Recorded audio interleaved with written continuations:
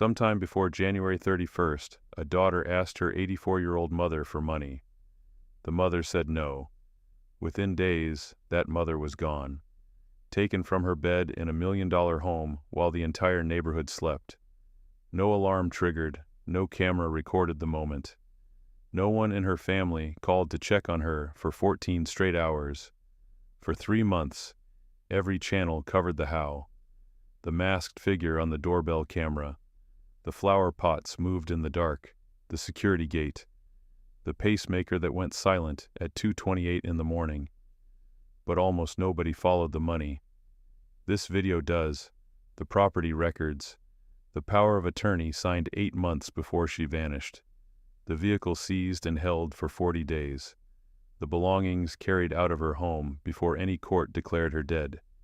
And one conversation between a mother and her daughter that may have started all of it.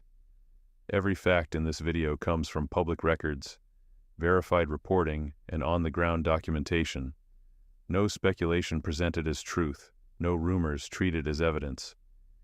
If you believe cases like this deserve investigation that goes deeper than headlines, subscribe to Justice Over Everything right now. Like this video and share it, because the financial trail is the one nobody else has followed, and it changes everything. Uncover the truth. Demand justice. This is the case of Nancy Guthrie. Nancy Guthrie had lived in the Catalina foothills for decades. Her home sat in one of the most desirable neighborhoods in the Tucson area, valued at roughly $1 million. Quiet streets, long driveways, saguaro cacti lining the hills, the kind of place people choose when they want privacy and peace. She was 84, mentally sharp, independent. She attended St. Philip's Episcopal Church every Sunday without fail.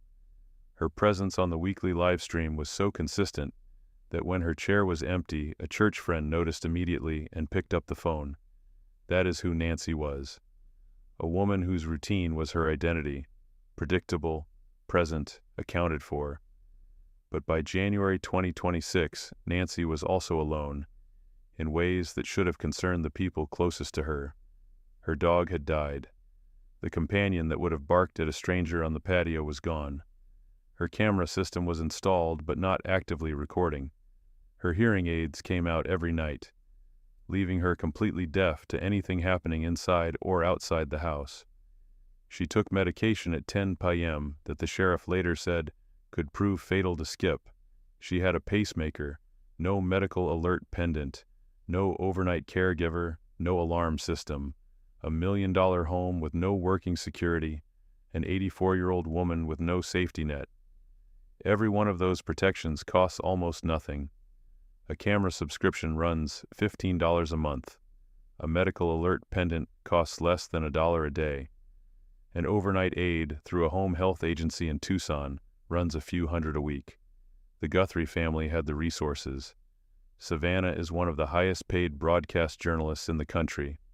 The combined family income across 3 siblings could have covered every safeguard with a single phone call. None of it was done. On January 31st, at 5:32 p.m., Nancy ordered an Uber from her home. The driver picked her up, took her to her daughter Annie's house, 4 miles away, for dinner and games. The ride is fully documented. Timestamps, in-car footage, a driver who cooperated with the FBI without hesitation, an 84-year-old woman getting into a car to spend an evening with her family. That image should feel safe. It should feel ordinary. It was the last time Nancy Guthrie moved through the world on her own terms. The dinner ended sometime around 9:45 that evening. Tommaso Cioni, Annie's husband, drove Nancy home. He decided when they left. He chose the route. He controlled the moment Nancy arrived at her front door. That ride has no record, no rideshare log, no third-party camera, no independent witness. The only account of what happened between Annie's house and Nancy's garage comes from Tommaso himself. He says he walked her inside. He says he watched the garage door close behind her. That is the last verified moment anyone saw Nancy Guthrie alive. Compare that to the trip 4 hours earlier. The Uber to Annie's house generated timestamps, GPS data, in-car footage, and a cooperative driver. Every second was documented. The trip home produced nothing. One direction fully visible, the other completely dark. From approximately 9:50 p.m. on January 31st until 12:03 p.m. on February 1st, no one from the family contacted Nancy. No phone call, no text message, no 4-mile drive to check on a woman they had just spent the evening with. 14 hours and 13 minutes of silence. Nancy was 84. She had a pacemaker.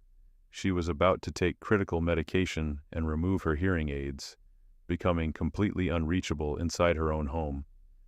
The people who drove her home that night knew every one of those details, and not one of them checked. At 1:47 a.m., a doorbell camera captured a masked individual on Nancy's front porch, armed, wearing gloves and a backpack, reaching toward the camera. At 2:28 a.m., Nancy's pacemaker disconnected from her phone. The device lost its Bluetooth signal, meaning Nancy had been moved beyond the range of her own nightstand. She was no longer in her bed. Between 2:28 a.m. and noon, nothing. No alert was triggered. No system flagged the disconnection.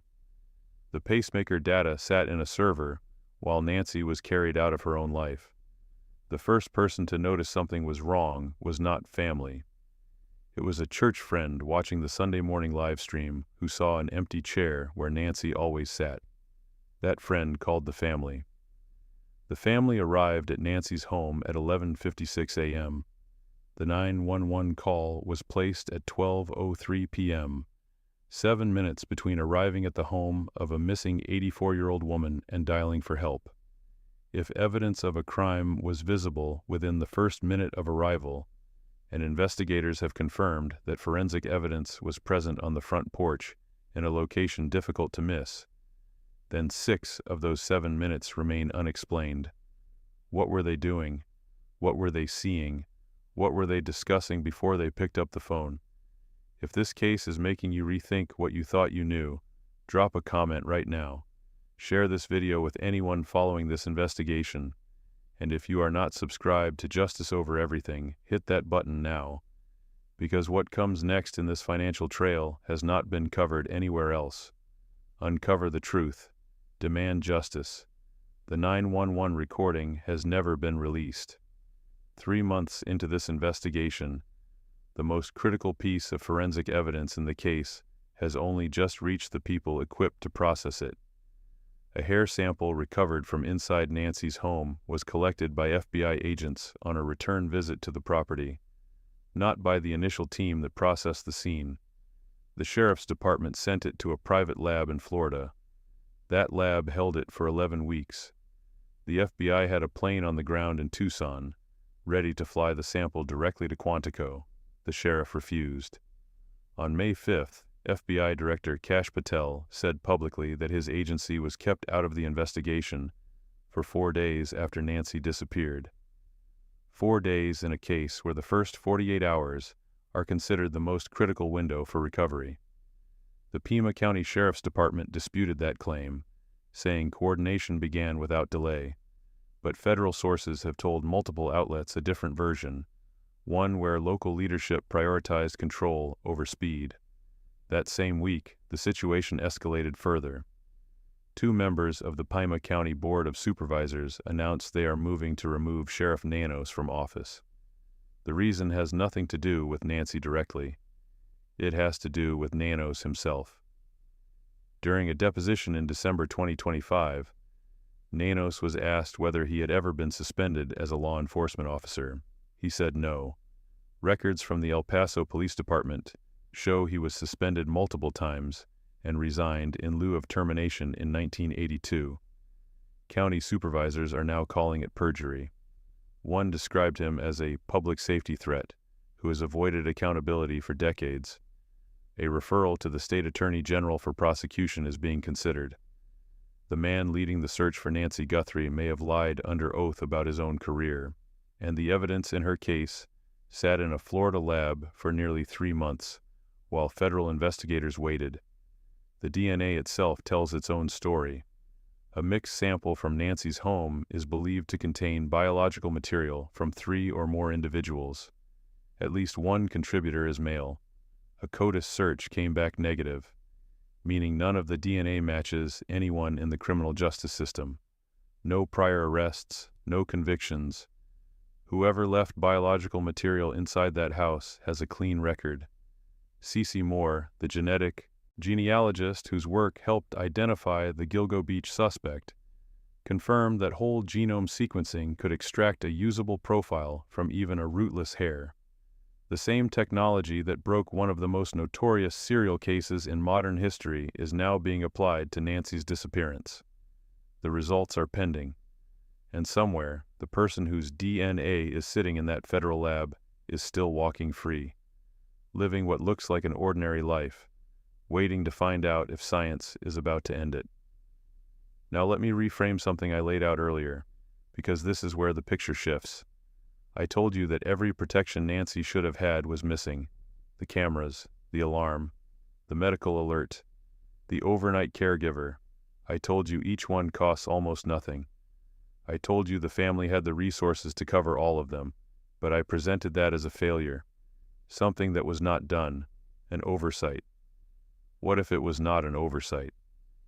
Consider what Nancy looked like from the perspective of someone who needed what she had. A woman in her 80s, living alone, deaf the moment her hearing aids came out, dependent on medication she took at a fixed time every night. No dog to bark, no camera actively recording, no alarm to trigger, no caregiver sleeping in the next room, no medical alert to press. That is not just an unprotected person, that is an accessible one. And if someone inside her circle had recently asked for money and been told no, the absence of every safeguard stops being a question of negligence. It becomes a condition, one that made what happened on February 1st possible. A mother with cameras, an alarm, and a caregiver is a mother you cannot reach at 2 a.m. without being seen, recorded, and interrupted. A mother without any of those things is a mother who disappears into a 14-hour window where the only person who noticed was a church friend watching a live stream. The power of attorney was signed in May 2025. The loan was requested sometime before January 31st. The protections that would have made Nancy harder to reach were never installed. And the one night she was delivered to her front door by the husband of the daughter she had just refused, with no documentation, no camera, no witness, became the night she vanished. Each of those facts has an innocent explanation. I have said that from the beginning. But when accepting every innocent explanation requires you to ignore the one that came before it and the one that follows, the pattern stops being coincidence. It starts being a sequence. As of today, Nancy Guthrie has been missing for over 3 months. No arrest has been made. No suspect has been named publicly.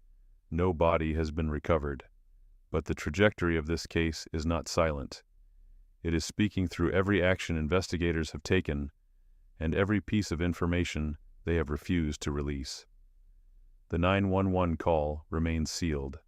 A retired detective said publicly that it contains material being preserved for a trial. That word carries weight. Trials require defendants. Defendants require charges. Charges require evidence that a prosecutor believes will hold in front of a jury. The recording is not being withheld because it is irrelevant. It is being withheld because it matters too much to release early. NBC built a protocol specifically for this case. If news breaks during a live broadcast, Savannah Guthrie is removed from the set. A different anchor delivers the information on camera. Savannah receives it privately. That protocol was activated on April 15th. She was pulled mid-broadcast without explanation. Networks do not build those procedures for cases they expect to fade.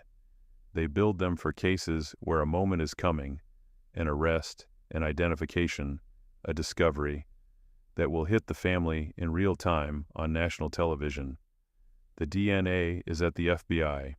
The technology being used is the same process that identified the Gilgo Beach suspect. The CODIS search already eliminated anyone with a criminal history. Whoever left biological material inside Nancy's home has never been arrested, never been convicted. They have lived what appears to be a normal life. And while the science works, the institution leading the investigation is fracturing. The sheriff faces potential removal from office over perjury allegations. Federal and local agencies have traded public accusations over evidence handling. The Board of Supervisors is preparing a vote that could vacate his position entirely. Nancy Guthrie deserved better than this. She deserved cameras that recorded, an alarm that activated, a phone call after dinner, a family that treated her safety as something worth investing in. She deserved an investigation that moved at the speed of urgency, not one slowed by jurisdictional friction and institutional ego. If you have a parent living alone right now, this case is not just a story. It is a warning. Check the cameras. Confirm the alarm works. Know who holds power of attorney and when it was signed. Pay attention to financial requests between family members. And ask yourself, if your parent did not show up tomorrow, who would notice first? Family or someone outside it? The person who realized Nancy was gone was not her daughter. It was a friend from church who saw an empty chair on a screen. Subscribe to Justice Over Everything. Turn on notifications, and tell me in the comments, when that 911 call is finally released, what do you think will be on it? Because a retired detective believes we will not hear it until a trial date is set. Uncover the truth. Demand justice.